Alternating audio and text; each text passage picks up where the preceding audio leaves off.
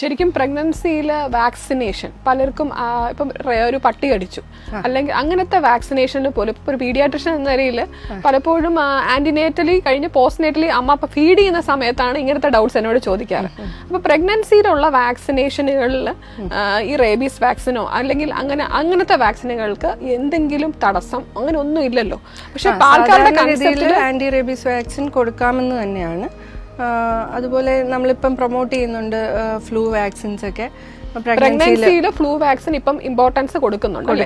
പ്രഗ്നൻസിയിലെ flu vaccine doctor എത്ര മാസം മുതലാണ് അഡ്വൈസ് ചെയ്യുന്നത് ശരിക്കും പറഞ്ഞു? നമ്മൾ യൂഷ്വലി അതിന് റെസ്ട്രിക്ഷൻസ് ഒന്നും ഇല്ല, ഇന്ന സമയത്തെ കൊടുക്കാവുന്നുള്ള റെസ്ട്രിക്ഷൻസ് ഒന്നും. പക്ഷെ നല്ലതാണ്. പ്രഗ്നൻസിയിലെ ഫ്ലൂ വാക്സിൻ ആക്ച്വലി ഗുണകരമാണ് അല്ലേ? അതെ, നമ്മൾ ഇടയ്ക്ക് നമ്മളുടെ H1N1 ഔട്ട് ബ്രേക്ക് ഒക്കെ വന്നപ്പം ഭയങ്കര മെറ്റേണൽ മോർട്ടാലിറ്റി ഉണ്ടാക്കാവുന്ന ഇൻഫെക്ഷൻസ് ആണല്ലോ.